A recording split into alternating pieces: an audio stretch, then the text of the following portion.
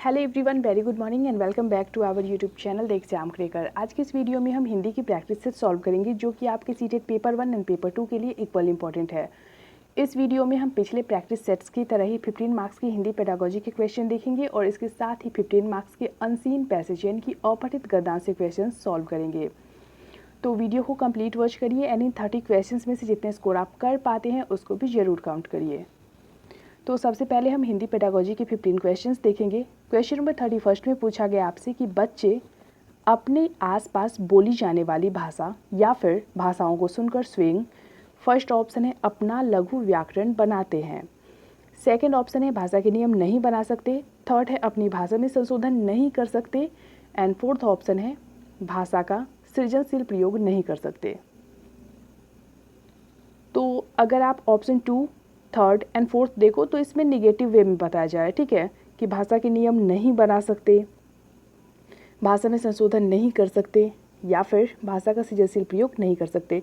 Positive में एक ही answer है कि अपना लघु व्याकरण बना सकते हैं, ठीक है। करेक्ट आंसर होगा 1 का हमारा ऑप्शन 1। अगला क्वेश्चन देखेंगे हम। क्वेश्चन नंबर 32, भाषा एक डैश विषय है। फर्स्ट ऑप्शन है सैद्धांतिक, सेकेंड व्यवहारिक, थर्ड निरस एंड फोर्थ ऑप्शन है चुनौतीपूर्ण। तो भाषा किस प्रकार का विषय है ये बताइए।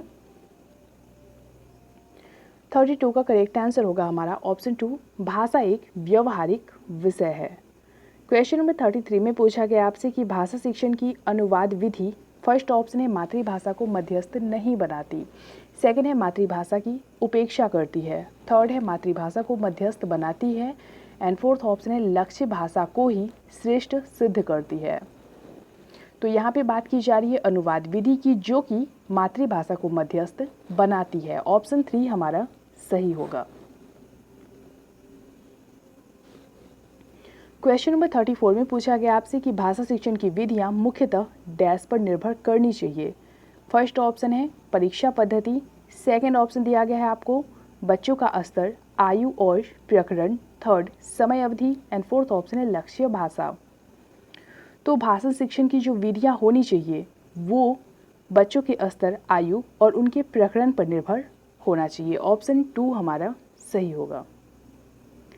अगला क्वेश्चन देखेंगे हम। क्वेश्चन नंबर 35, बच्चों की भाषिक अभिव्यक्ति के आकलन के लिए किस तरह के प्रश्न सहायक नहीं है। फर्स्ट ऑप्शन है बहुविकल्पी प्रश्न, सेकंड लघु उत्तरात्मक प्रश्न, थर्ड निबंधात्मक प्रश्न एंड फोर्थ ऑप्शन है सारांश प्रस्तुत करना। तो जिस प्रकार के प्रश्न में आप उनकी भाषा का आकलन नहीं कर पाओगे वो है आपका ऑब्जेक्टिव टाइप यानी कि बहुविकल्पी प्रश्न। या तो उसमें टिक करना रहेगा, नहीं तो फिल इन द ब्लैंक्स रहेगा जिसमें कि उनको एक निश्चित आंसर, जिसमें किसी भी प्रकार से वो अपनी भाषा को प्रस्तुत नहीं कर पाएंगे, उस तरह के क्वेश्चंस होंगे, ठीक है।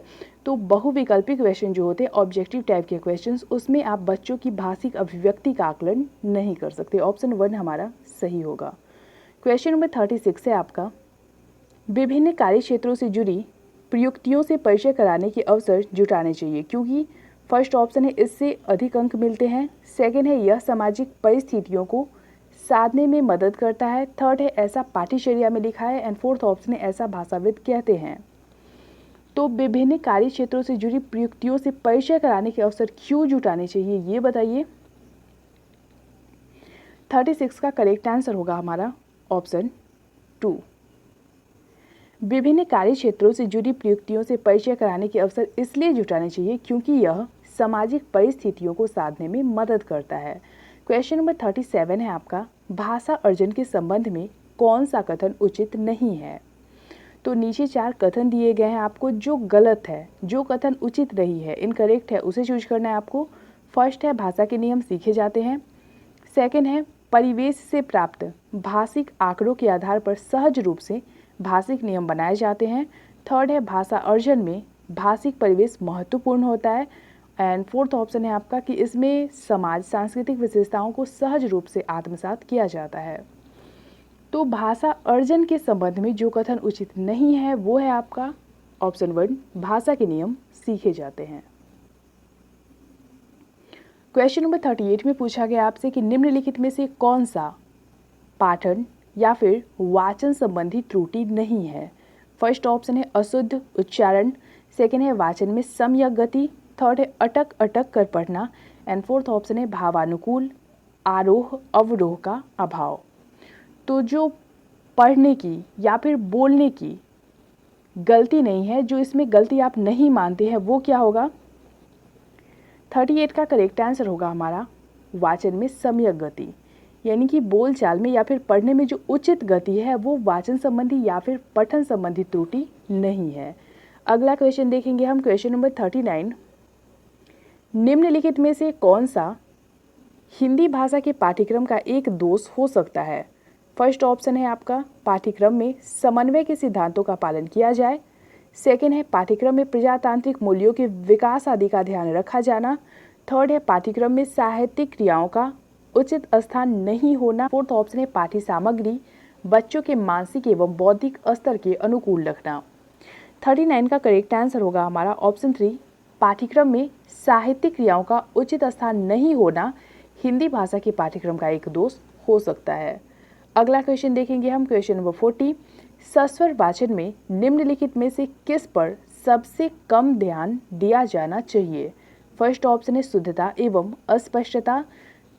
सेकंड ऑप्शन है भावानुकूल वाचन। थर्ड है स्थानीय बोलियों का प्रभाव एंड फोर्थ ऑप्शन है विराम चिन्हों का समुचित प्रयोग। तो जिस पे सबसे कम ध्यान देना चाहिए वो है आपका ऑप्शन 3, स्थानीय बोलियों का प्रभाव। क्वेश्चन नंबर 41 है आपका, निम्नलिखित में से कौन सा श्रवण कौशल शिक्षण का उद्देश्य नहीं है? फर्स्ट ऑप्शन है सुनकर अर्थ ग्रहण करने की योग्यता का विकास करना। सेकंड है पूरी बात को सुनना, न कि वक्ता के कथन के सारांश को समझना। थर्ड है श्रुत सामग्री के विषय को भली भांति समझने की योग्यता उत्पन्न करना एंड फोर्थ ऑप्शन है किसी भी श्रुत सामग्री को मनोयोग पूर्वक सुनने की प्रेरणा प्रदान करना। तो इन चारों ऑप्शंस में से जो श्रवण कौशल शिक्षण के उद्देश्य नहीं है वो है आपका ऑप्शन 2, पूरी बात को सुनना, न कि वक्ता के कथन के सारांश को समझना। अगला क्वेश्चन देख लेते हैं हम, क्वेश्चन नंबर 42।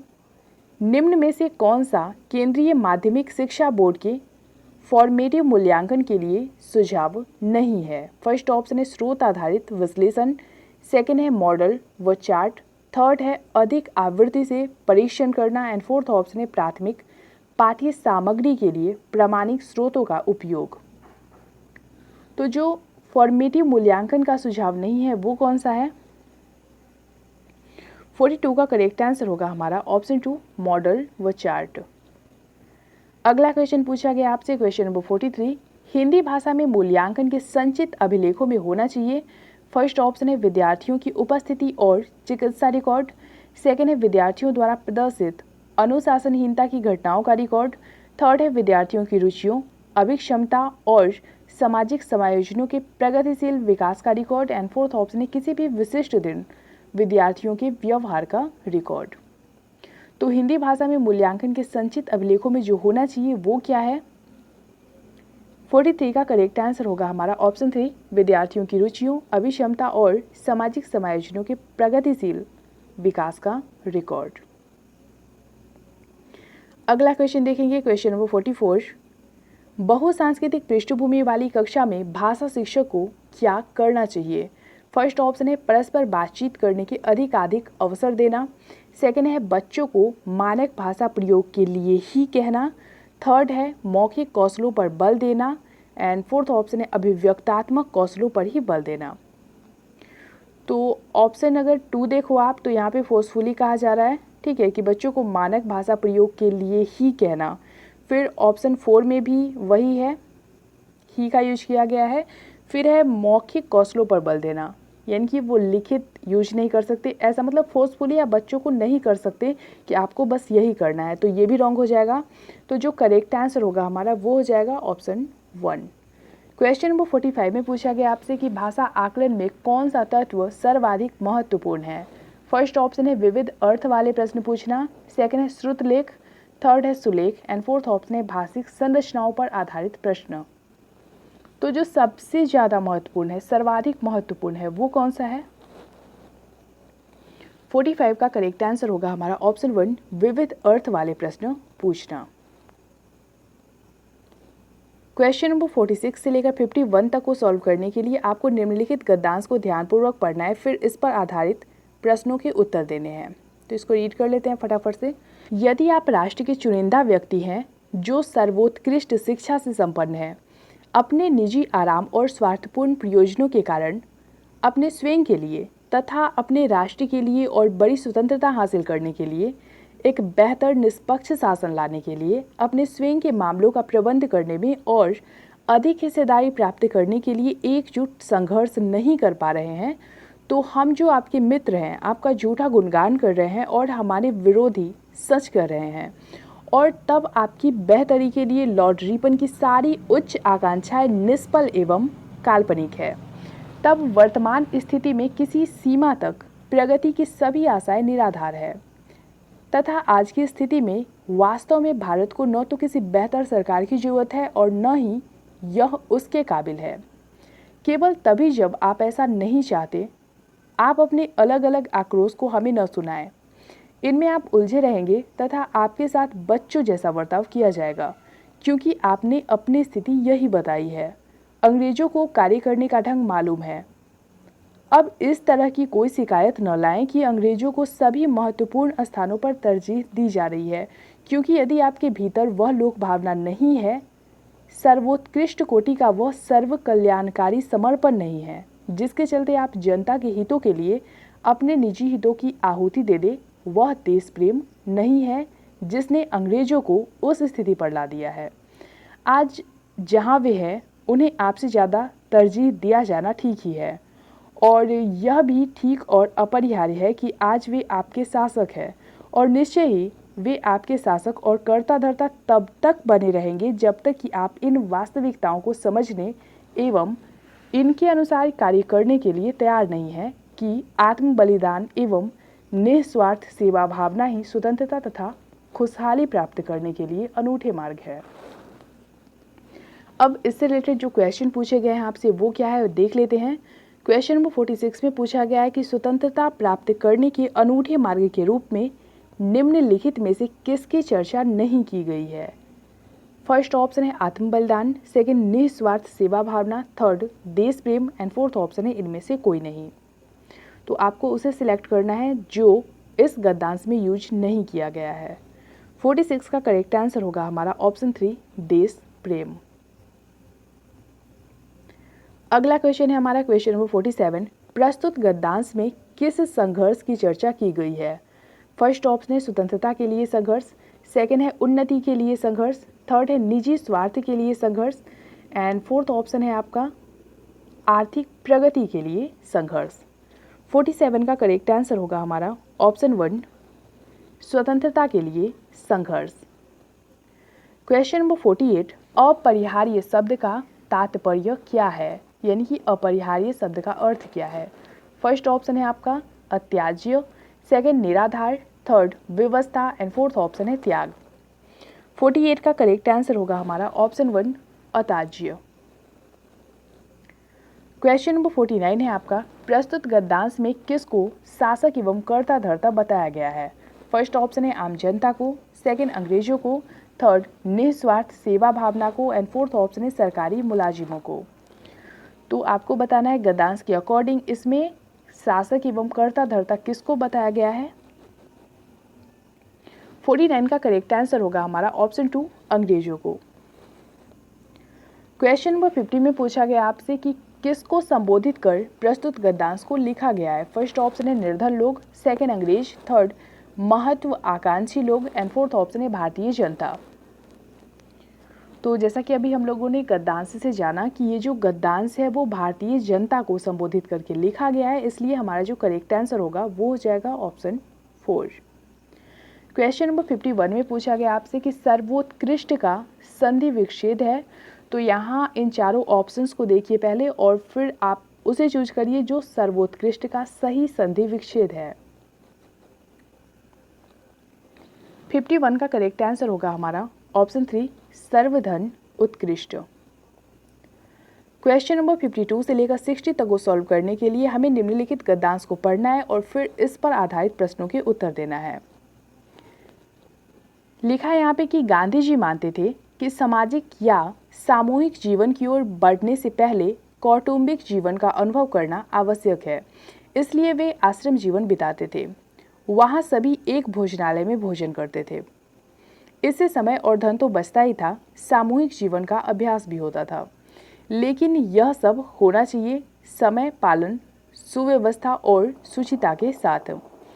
इस और लोगों को प्रोत्साहित करने के लिए गांधी जी स्वयं भी सामूहिक रसोई घर में भोजन करते थे। भोजन के समय 2 बार घंटी बजती थी। जो दूसरी घंटी बजने तक भोजनालय में नहीं पहुंच पाता था, उसे दूसरी पंक्ति के लिए बरामदे में इंतजार करना पड़ता था। दूसरी घंटी बजते ही रसोई घर का द्वार बंद कर दिया जाता था, जिससे बाद में आने वाले व्यक्ति अंदर न घुसने पाए। एक दिन गांधी जी पिछड़ गए। संयोग से उसी दिन आश्रमवासी श्री हरिभाव उपाध्याय भी पिछड़ गए। जब वे पहुंचे तो देखा कि बापू बरामदे में खड़े हैं। बैठने के लिए न बेंच है न कुर्सी। हरिभाव ने विनोद करते हुए कहा, बापूजी, आज तो आप भी गुनाहगारों के कटघरे में आ गए हैं। गांधी जी खिलखिलाकर हंस पड़े, बोले, कानून के सामने तो सब बराबर होते हैं ना। हरिभाव जी ने कहा, बैठने के लिए कुर्सी लाऊं बापू? गांधी जी बोले, नहीं, उसकी जरूरत नहीं, सजा पूरी भुगतनी चाहिए, उसी में सच्चा आनंद है। तो यहाँ पे क्वेश्चन नंबर 52 से इस गद्दान से रिलेटेड क्वेश्चन पूछे गए हैं। क्वेश्चन में पूछा गया आपसे कि गांधी जी ने किस बात की पूरी सजा भुगतने की बात की। फर्स्ट ऑप्शन है देर से रसोई घर में पहुंचने की, सेकंड सामूहिक जीवन की, थर्ड आश्रम जीवन बिताने की, एंड फोर्थ ऑप्शन है गलत नियम बनाने की। 52 का करेक्ट आंसर होगा हमारा ऑप्शन 1, देर से रसोई घर में पहुंचने की। क्वेश्चन नंबर 53 है हमारा, सामूहिक जीवन बिताने के लिए सबसे महत्वपूर्ण है। फर्स्ट ऑप्शन है समूह के लिए बनाए गए नियमों का पालन, सेकंड सब समान स्तर के हो, थर्ड समान विचारधारा होना, एंड फोर्थ ऑप्शन है समूह के सदस्यों की आपसी प्रतिस्पर्धा यानी कि कंपटीशन। 53 का करेक्ट आंसर होगा हमारा ऑप्शन 1, समूह के लिए बनाए गए नियमों का पालन। क्वेश्चन नंबर 54 है आपका, कानून के सामने तो सब बराबर होते हैं ना। गांधी जी का यह कथन इस ओर संकेत करता है कि फर्स्ट ऑप्शन है गांधी जी झेप गए थे, सेकंड है कानून किसी तरह का भेदभाव नहीं करता, थर्ड है गांधी जी पूरी ईमानदारी से नियमों का पालन करने में विश्वास रखते थे, एंड फोर्थ ऑप्शन है कानून के हाथ लंबे होते हैं। 54 का करेक्ट आंसर होगा हमारा ऑप्शन 3, गांधी जी पूरी ईमानदारी से नियमों का पालन करने में विश्वास रखते थे। क्वेश्चन नंबर 55 है हमारा, दूसरी घंटी के बाद रसोई घर का दरवाजा क्यों बंद कर दिया जाता था। फर्स्ट ऑप्शन है ताकि लोग समय से भोजन करें और नियम का पालन भी, सेकंड है ताकि लोग अंदर न आ सके, थर्ड है ताकि लोग एक आध दिन उपवास कर सके, एंड फोर्थ ऑप्शन है ऐसा गांधी जी का निर्देश था। 55 का करेक्ट आंसर होगा हमारा ऑप्शन 1, ताकि लोग समय से भोजन करें और नियम का पालन भी। क्वेश्चन नंबर 56 है हमारा, सभी भोजनालय में एक साथ भोजन करते थे, इससे फर्स्ट ऑप्शन है सुव्यवस्था रहती थी, सेकंड है गांधी जी और हरिभाव जी को बहुत असुविधा हुई, थर्ड है सामूहिक जीवन के महत्व का पता चलता था, एंड फोर्थ ऑप्शन है केवल धन की बचत होती थी। तो सभी भोजनालय में एक साथ भोजन करते थे, इससे क्या फ़ायदा था। 56 का करेक्ट आंसर होगा हमारा ऑप्शन 3, सामूहिक जीवन के महत्व का पता चलता था। क्वेश्चन नंबर 57, शुचिता शब्द का क्या अर्थ है। फर्स्ट ऑप्शन है सरलता, सेकंड निष्पक्षता, थर्ड पवित्रता, एंड फोर्थ ऑप्शन है निर्मलता। तो यहाँ पे आपको शुचिता शब्द का पर्यायवाची यानी कि उसका अर्थ बताना है। 57 का करेक्ट आंसर होगा हमारा ऑप्शन 3, पवित्रता। क्वेश्चन नंबर 58 है आपका, इनमें से कौन सा एक प्रतथ्य का उदाहरण है। फर्स्ट ऑप्शन है कौटुंबिक, सेकंड आधिक्य, थर्ड माणिक्य, एंड फोर्थ ऑप्शन है अत्यधिक। 58 का करेक्ट आंसर होगा हमारा ऑप्शन 1, कौटुंबिक। क्वेश्चन नंबर 59 है हमारा, भोजनालय का संधि विच्छेद है, तो इसमें आपको उसे चूज करना है जो भोजनालय का सही संधि विच्छेद किया गया है। 59 का करेक्ट आंसर होगा हमारा ऑप्शन 1, भोजन धन आलय। क्वेश्चन नंबर 60, रसोई घर शब्द है। फर्स्ट ऑप्शन है तत्सम, सेकंड रूट, थर्ड युग रूट, एंड फोर्थ ऑप्शन है यौगिक। 60 का करेक्ट आंसर होगा हमारा ऑप्शन 4, यौगिक।